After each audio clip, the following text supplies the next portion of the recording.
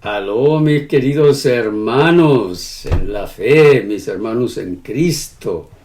Ustedes se preguntan, ¿y qué le pasó aquí al pastor Camacho hoy que tiene ese sombrero? Bueno, muchos saludos.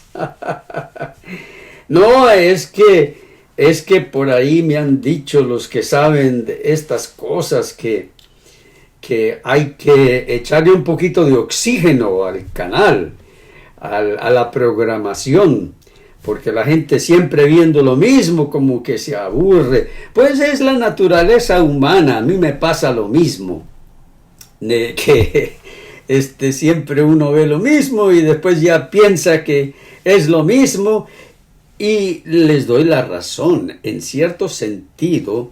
Aquí el material de Gálatas, el cual estamos nosotros repasando, es una cátedra en la enseñanza repetitiva. El apóstol Pablo fue dada esa sabiduría por el Espíritu Santo de ir construyendo ese edificio de la justificación por la fe, esa enseñanza, peldaño por peldaño, y volviendo a fortalecer el material que él había puesto anteriormente. Y es un gran maestro, como el apóstol Pablo lo hace. Y Lutero no se le queda atrás, porque Lutero, al tomar estos versículos de Pablo y repetirlos, y sacarle el jugo al mismo texto o a un texto parecido, pero con algo nuevo. Como nosotros vimos en el video anterior de la iglesia de las dos cabezas, que todo lo que hay allí en la escritura tiene su simbolismo. Porque Juan el Bautista, que representaba la vigencia de la ley, porque la misma escritura allí en San Lucas 16:16, en las palabras de Cristo, dice que Juan y los profetas, o la ley y los profetas, profetizaron hasta Juan el Bautista, y de allí en adelante se viene predicando el evangelio. ¿Y qué le pasó a la ley como cabeza moral, como cabeza de la enseñanza de lo que es la norma ética para el ser humano en plano secundario y en plano primario para el pueblo de Israel?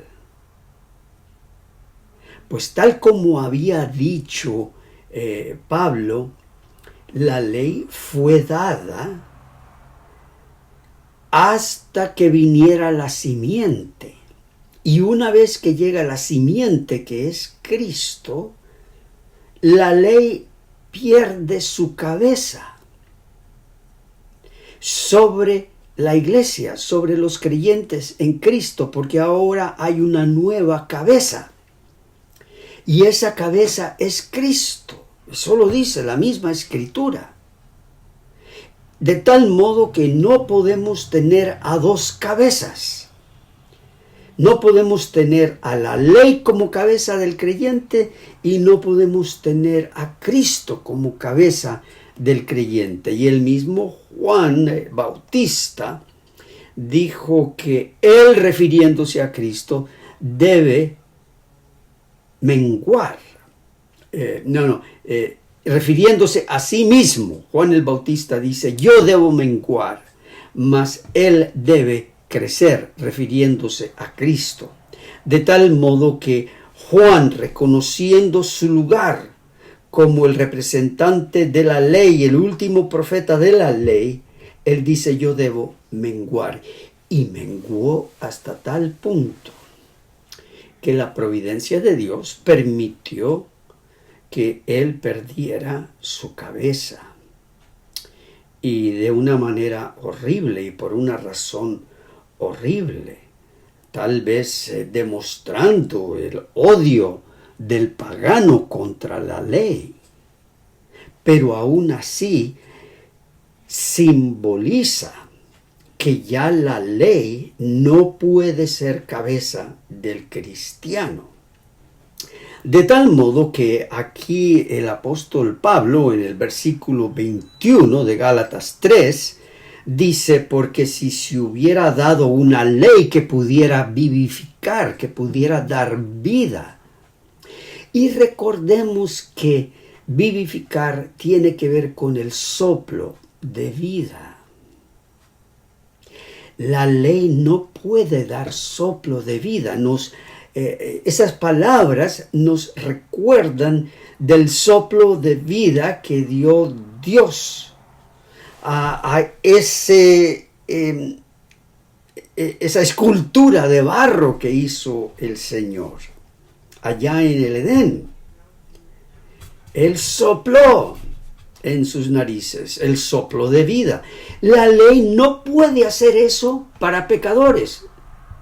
Lo único que la ley puede hacer es decirnos: te falta respiración, te falta respiración, te estás quedando sin aire.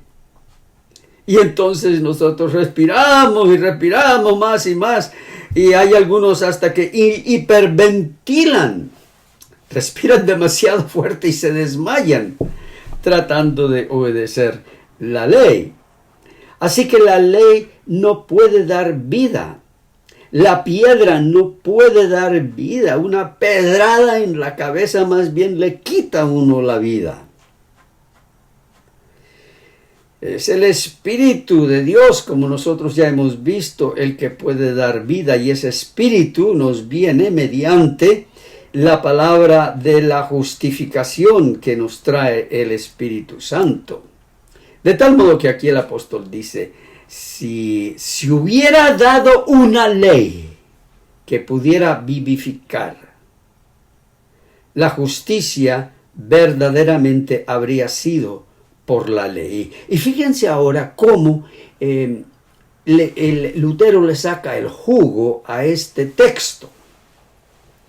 Él dice: no hay ley que por sí misma sea capaz de alentar o dar vida, sino solo mata.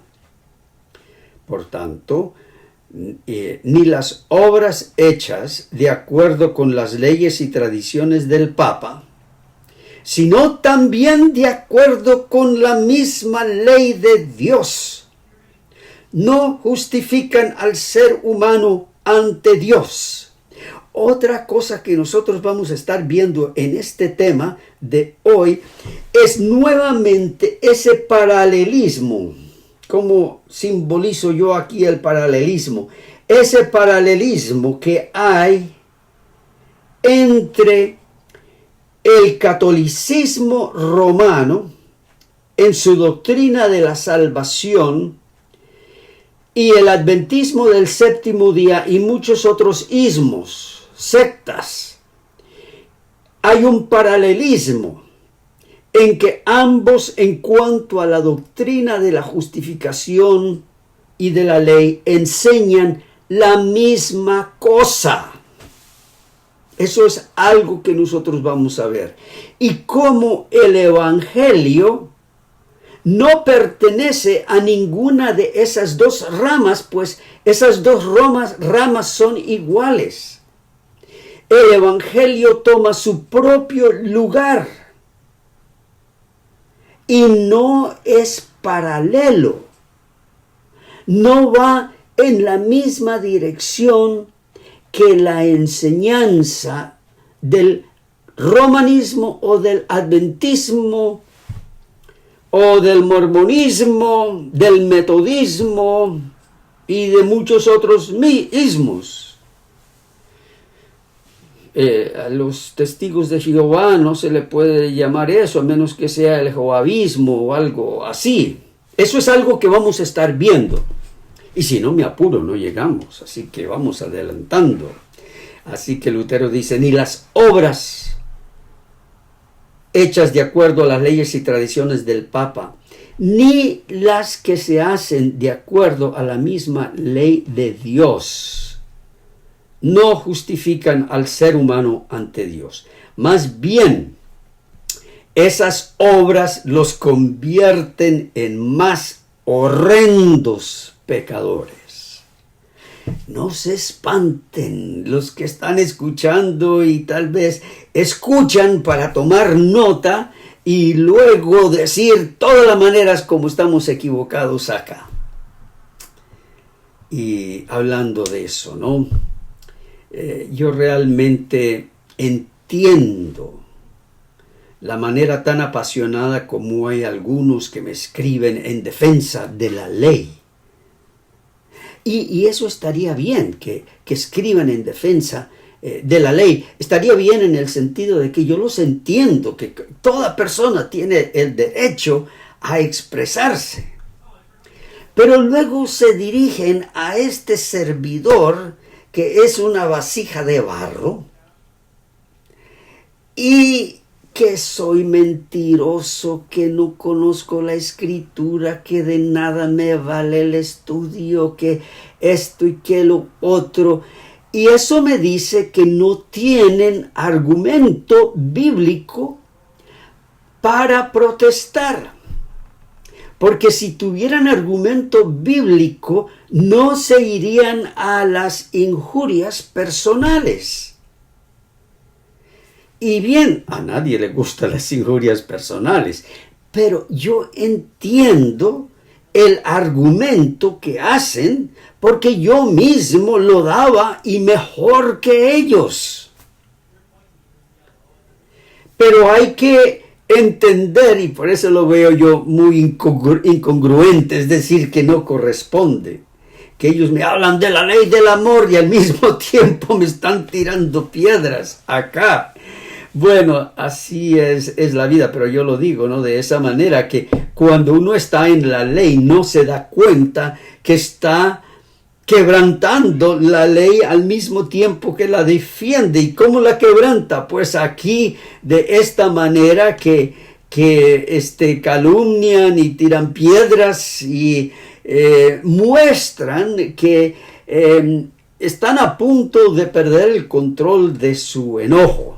Bueno, esas obras los convierten en más horrendos pecadores. No pacifican la ira de Dios, más bien la provocan. Claro, porque pecan. Al tirar todas esas piedras y al hacer todas esas calumnias y todas las insinuaciones que hacen y dirigirse a este siervo a veces en el diminutivo como de una manera despectiva, todas esas cosas están quebrantando la ley del amor. Claro está que ellos pudieran decir lo mismo de este siervo, de que yo quebranto la ley del amor al estar protestando con la doctrina de ellos. Pero yo tomo cierto cuidado, y ojalá lo hiciera mejor, de no hacer insinuaciones provocativas o insinuaciones poniendo en cuestión la inteligencia de alguna persona, etc. Y que el Señor me libre de eso, porque entonces ya los argumentos no están libres de ser argumentos basados en el texto bíblico, sino ya se enreda lo personal y los sentimientos en cuanto a eso. Pero todo eso viene como resultado de la ley, porque la ley les está provocando a comportarse de esa manera irrespetuosa, y ellos no se dan cuenta. Por eso dice aquí, no obtienen la justicia, sino que la estorban. No dan vida, sino que destruyen y matan. Por tanto, cuando dice, si se hubiera dado una ley que pudiera vivificar, claramente enseña que la ley en sí misma no justifica, sino que tiene un efecto totalmente contrario. En vez de justificar, condena. Aunque estas palabras de Pablo son más que claras, no obstante son oscuras y totalmente desconocidas a los papistas. Y pongámosle allí adventistas o cierto tipo de carismáticos y otros istas. Pues si ellos ciertamente las hubieran entendido, no magnificarían su libre albedrío. ¿Qué es eso del libre albedrío?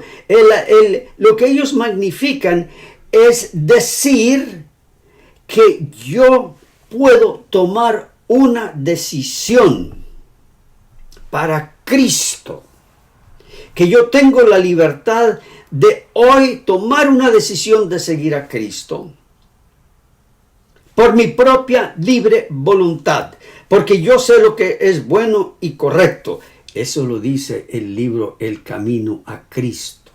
Yo en mi vida pasada les podía citar la página exacta del Camino a Cristo, pero ahí dice algo allí al lector, le dice los escritos de Elena White, dicen: lo que necesitas entender es el uso debido de la voluntad.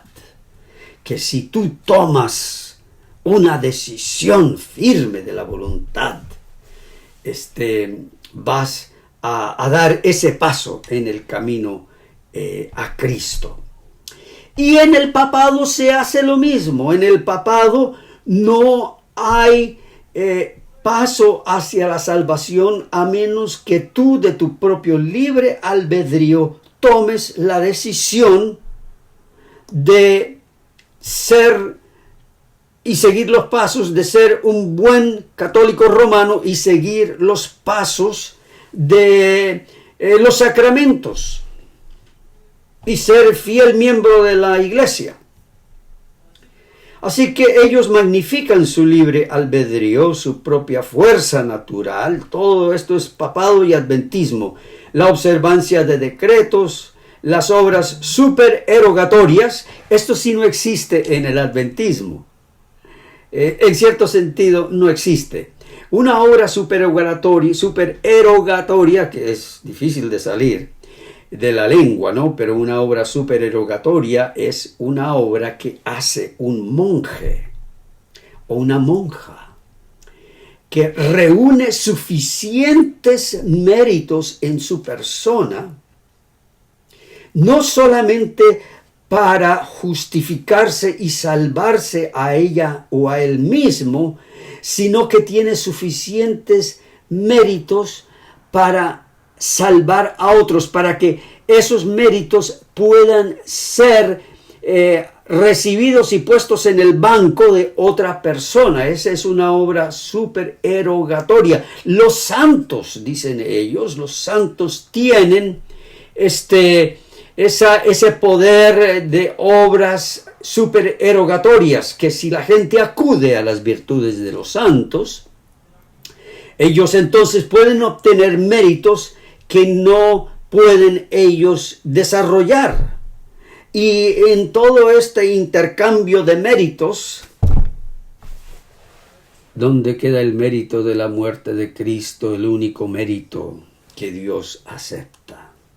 En el adventismo no es tanto la obra supererogatoria, es decir, que una persona tiene suficientes méritos para dar a otros, pero se habla mucho del ejemplo, de que por el ejemplo de uno puede lograr que otras personas también sigan el ejemplo y sean debidamente santificadas y hayan crecido en su carácter, y que por nuestro mal ejemplo otras personas entonces se pierden, de tal modo que cuanto nosotros podamos dar un más excelente ejemplo, eso ayudará a otras personas a que se salven siguiendo nuestro ejemplo, que pues se deriva del ejemplo de Cristo, pero es la salvación siguiendo el ejemplo.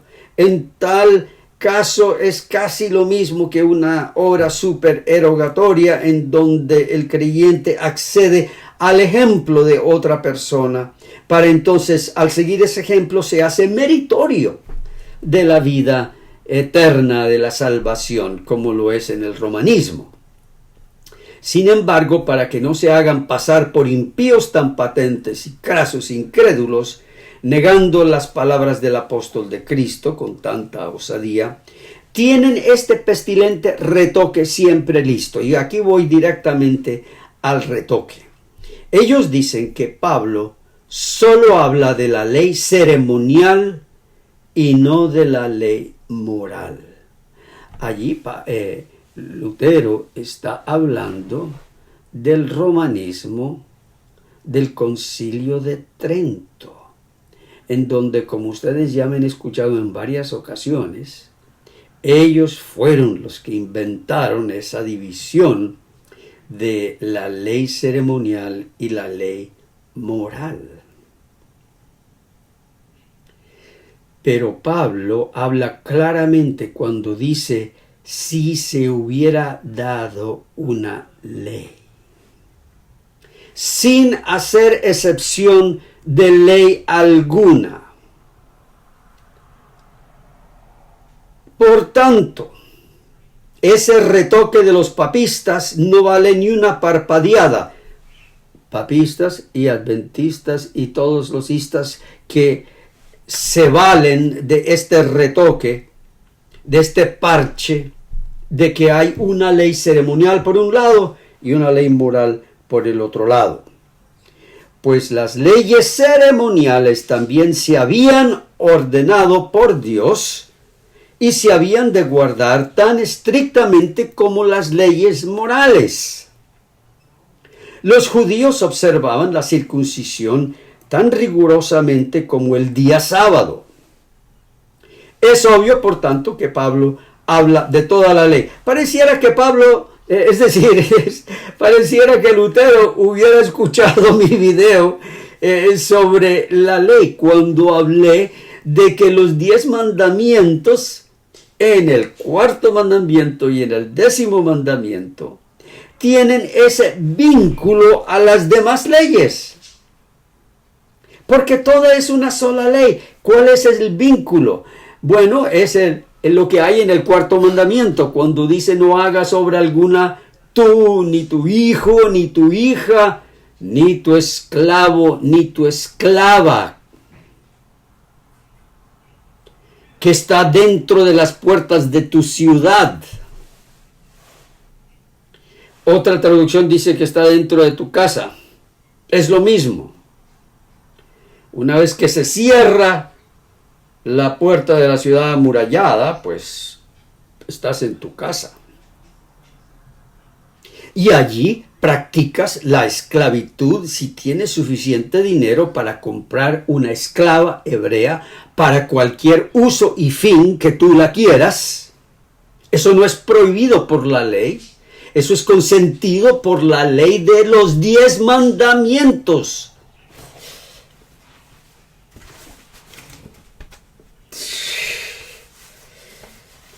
Este sombrero no es bueno para desviar las piedras.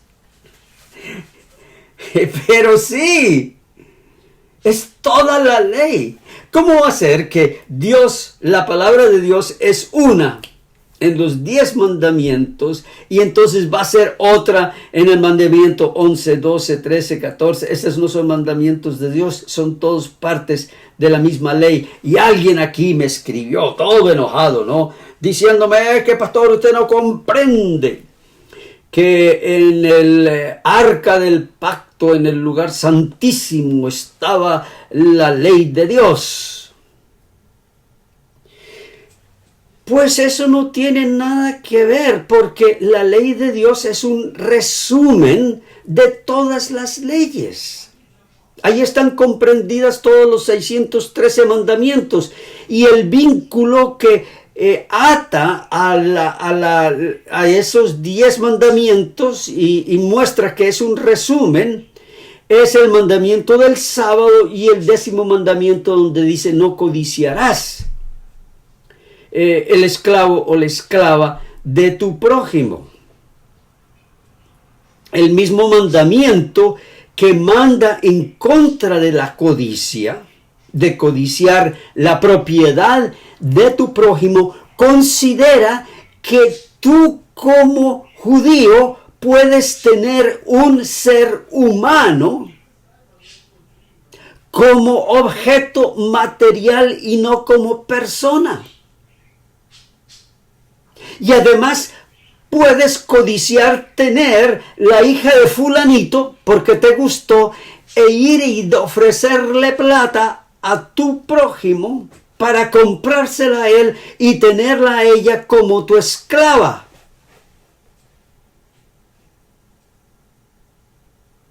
De tal modo que la ley tiene todas estas cosas que por un lado prohíben algo y por otro lado le dan consentimiento, pero al mismo tiempo prohíbe la codicia.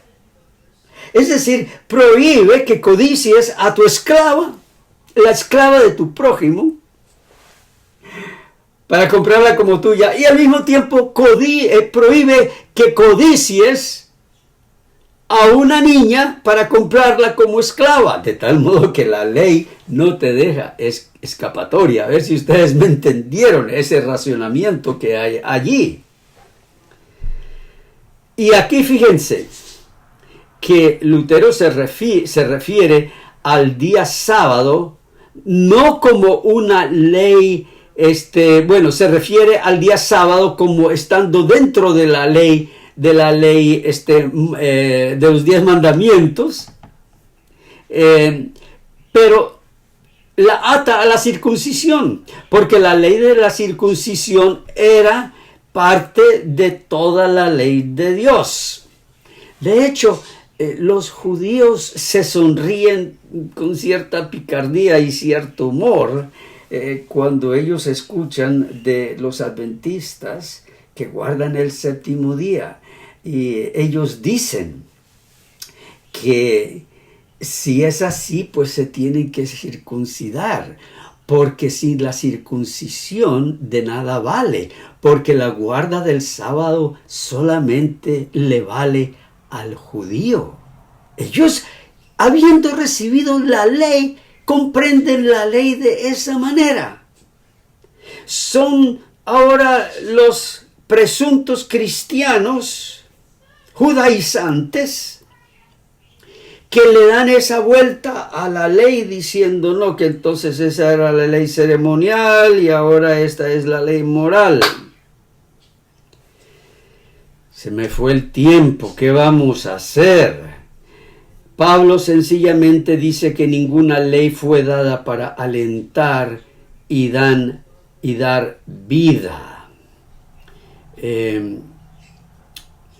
Dice que todas esas cosas son inventos de sus propias cabezas, hablando del romanismo y de la vida monástica, y eso es todo lo que predican. Es lo mismo que me dicen aquí los hermanos, que la predicación desde el púlpito de muchas iglesias adventistas es muy predecible. El diezmo, la fidelidad no a la escritura sino a los escritos de Elena White, las señales de los tiempos, la fidelidad a los pastores y a la institución de la iglesia, y ahí a los 2300 días, y ahí le dan vuelta a todas esas cosas, y eso es todo lo que predican. De ellos no sale ni una sola palabra de la gracia y la misericordia de Dios en Cristo. De hecho, muchos de los comentarios largos que me hacen algunos hermanos de la fe adventista en YouTube es una prédica que se escucha de los sermones adventistas. Tantos sermones han escuchado que ellos ahora los repiten. Naturalmente los repiten. ya se conocen lo que deben decir, eso lo han escuchado y eso es todo lo que escuchan. Y entonces después de mandar, y otra cosa es que me dicen, no, es que Dios lo va a juzgar a usted y usted tendrá que ver con el decreto de la condenación de Dios y todo. Entonces yo les escribo, bueno, fíjense, hermano, si usted me considera tan pecador, ¿por qué no me ofrece la sangre de Cristo, que es la que me limpia de todo pecado?